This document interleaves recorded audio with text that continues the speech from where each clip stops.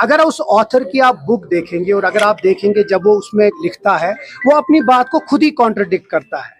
वो अगर आप आगे देखेंगे, वो लिखता है कि 7 महीने गवर्नमेंट ऑफ इंडिया गॉज कर रही थी फारूक अब्दुल्ला साहब का सेंस क्या होगा जब वो जेल में हिरासत में थे, जब वो गुपकार पे बंद थे। और 7 महीने के बाद फारूक अब्दुल्ला साहब ने पीएजीडी को आगे चलाया। अगर वो बात होती तो क्या पीएजीडी वो ऐसे करते?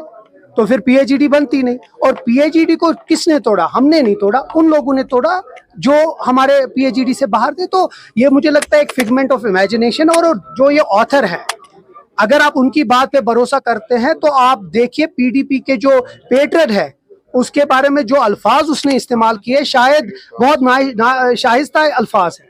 मुझे नहीं लगता, जब हम उन बातों पे भरोसा नहीं करते, मुझे लगता है पीडीपी भी, वो जो दुल्लत साहब उस वक्त मुफ्ती साहब के खिलाफ बोला उन्हें बात, तो मुझे लगता है वो सिर्फ रेलेवेंस अपने करना चाहते हैं। It's a figment of imagination, इसमें कुछ नहीं है, अपने आप की रेलेवेंस लाना चाहते हैं। ये बुक खुद ही अपनी बात को कॉन्ट्रडिक्ट करता है। रियलिटी से ज्यादा आपको लगता है कि फिक्शन ज्यादा है? अगर ऐसी बात होती तो मैं फिर से कह रहा हूँ, पीएजीडी नहीं बनती, पीएजीडी आगे नहीं चलती। और फारूक अब्दुल्ला साहब ने पहले दिन से पीएजीडी और यहाँ के जो जम्मू कश्मीर में हुआ 2019 में, उसको एक स्ट्रॉन्ग बिट्रेयल माना गया। और आज की डेट पे भी नेशनल कॉन्फ्रेंस उस बात पे कायम दायम है। तो मुझे लगता है ये अपनी किताब को थोड़ा सा कंट्रोवर्शियल बनाने के लिए और एक फिगमेंट ऑफ इमेजिनेशन है जो उसमें बात की, जबकि वो खुद अपनी किताब में उसको कॉन्ट्रडिक्ट करता है। अपोजिशन के पास अब कोई मुद्दा नहीं रहा, क्योंकि ना उन बजट पे कुछ बोल पाए, ना आप किसी चीज पे बोल पाए। तो अब एक ही चीज है इनके पास, किसी तरीके से मनगढ़ंत कहानियां बनाए।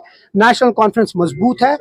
आगा रूहुल्लाह साहब इस तंजीम के बहुत सीनियर लीडर हैं, पीएसी मेंबर हैं, और इसमें इससे ज्यादा बाकी लोगों को कुछ। लेकिन जिस तरह से आगा साहब की जो स्टेटमेंट्स बाहर आ रही है, चाहे वो घर की बात, वो घर लगता है कि वो सेटिस्फाई नहीं है। वो घर की बात है, घर में रहेगी, हम वो बात भी ठीक कर देंगे, उसमें आप ज्यादा मत मानिए। इस वक्त इश्यूज जो मेन है उस पर हम फोकस करें। मुझे लगता है बहुत बड़े बड़े इश्यूज हैं, वक्त अमेंडमेंट बिल है, रिजर्वेशन का इशू है, बाकी इश्यूज है, उस पर हम बात करें, वो ज्यादा। साहब का कहना है कि उमरुल्लाह साहब माफी मांगे जो वक्त बिल पे उन्होंने जो इस तरह का पक्ष लिया है, तो वो अगर 2014 के बाद जिस तरह बीजेपी के गोद में बैठे, मैं बहुत इज्जत करता हूं सजाद लोन साहब की, 500 वोटों से जीते हैं।